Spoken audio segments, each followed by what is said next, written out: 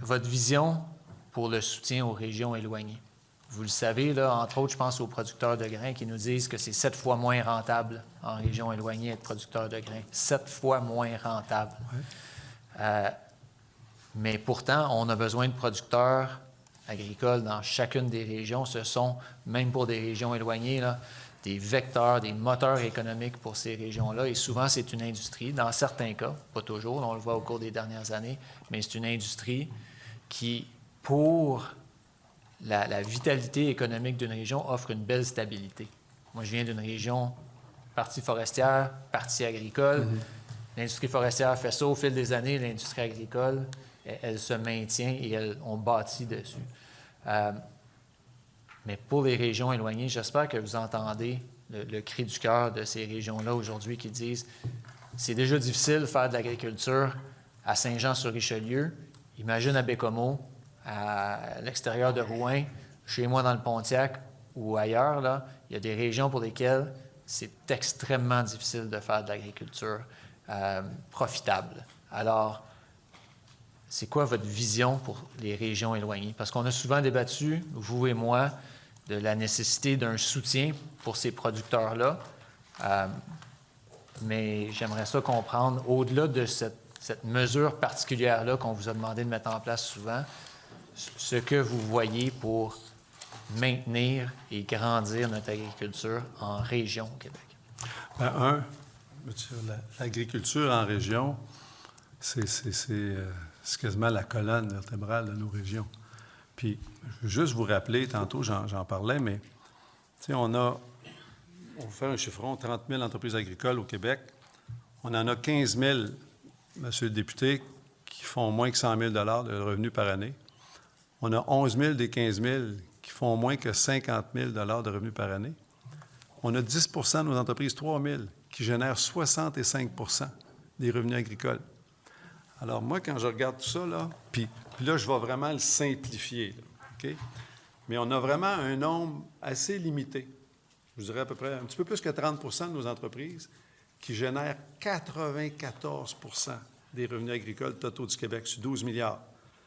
On a toutes ces autres entreprises-là qui génèrent le 6 qui reste, mais qui sont partout sur le territoire, puis qui sont les premiers vecteurs de vitalité de notre territoire.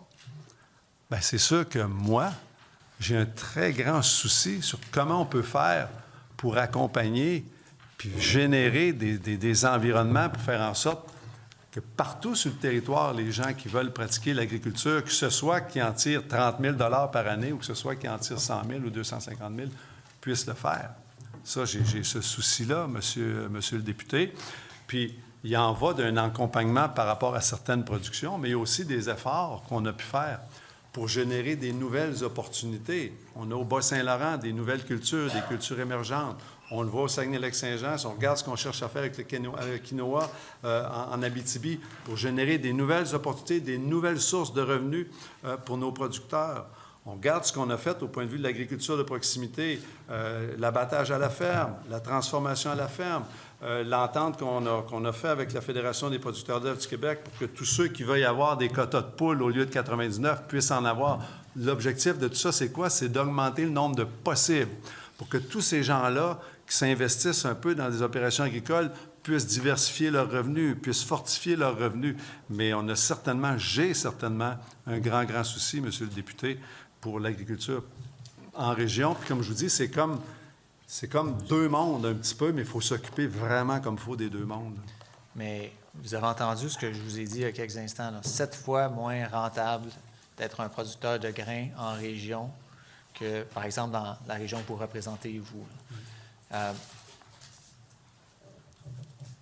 Je ne comprends pas, sachant cela, là, je m'explique mal pourquoi votre gouvernement refuse de mettre en place ce qu'il demande, c'est-à-dire un soutien pour des producteurs qui font face à un coût plus grand pour le transport, que ce soit de leurs grains, que ce soit de leurs animaux, que ce soit qu'ils payent davantage pour avoir des équipements parce que juste l'amener dans leur région, ça coûte plus cher.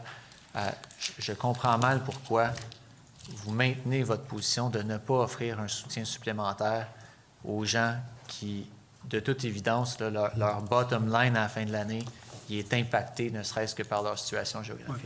Ouais. Bien, c'est un petit peu plus compliqué que ça, honnêtement, Monsieur le député, dans le sens que si on prend le Centre d'études des coûts de production agricole, le CECPA, qui est un peu la référence, là, bien, il va nous faire des études, puis il va nous démontrer que dans certaines régions, finalement, le revenu net par l'exploitation peut être plus élevé ou le revenu qui reste peut être plus élevé que dans d'autres régions. Puis c'est pas nécessairement parce qu'ils sont éloignés, tout dépendamment des productions, dépendamment de ce qu'ils font. Mais ceci étant dit, c'est certain qu'au-delà de tout ça, si vous me dites, Monsieur le député, êtes-vous prêt à faire en sorte que faire du maïs à Saint-Hyacinthe, ça rapporte 6 fois plus qu'en Abitibi. Fait qu'il faudrait que la personne en Abitibi, si on fait du maïs en Abitibi, bien, on y compense ça pour que ça y rapporte autant qu'à Saint-Hyacinthe. Bien, on va vous dire, bien non, on ne peut pas faire ça. Il faut leur donner le moyen de survivre, c'est ça. Exactement. Puis je vous dirais, la question, parce que c'est sûr que je suis interpellé, puis je suis interpellé là-dessus depuis que je suis ministre, là, la question, tu sais, des régions.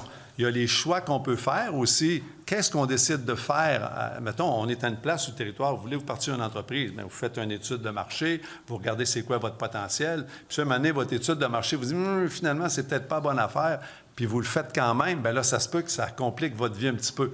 Mais ceci étant dit, moi, je suis très sensible à cette question-là. Je suis sensible au fait, comme je l'ai dit, là, on a une grosse partie de notre agriculture qui est partout sur le territoire. Qu'est-ce qu'on peut faire pour solidifier tout ça? Puis on est engagé à le faire.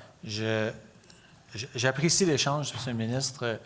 Je reviens à mon commentaire initial au début du bloc. Là. Vous connaissez vos enjeux. Vous nous avez sorti dans ce bloc-là une série de chiffres qu'il n'y a personne autour de la table qui aurait été capable de sortir. Là. Vous connaissez les dossiers puis les enjeux. Mais je vous réitère qu'il y a beaucoup des producteurs qui nous écoutent aujourd'hui qui veulent une vision claire de l'agriculture au Québec. Ils veulent une vision d'avenir. Ils veulent savoir où le gouvernement s'en va. Vous êtes le gouvernement qui est en place pour au moins les 2 prochaines années. Alors, je pense que c'est impératif à ce moment-ci de la crise agricole d'envoyer un signal clair, une vision claire, un énoncé clair à tous ces producteurs-là qui se demandent où est-ce qu'on s'en va en agriculture au Québec. Merci, M. le député. Ceci met fin à ce bloc d'échange de temps et temps.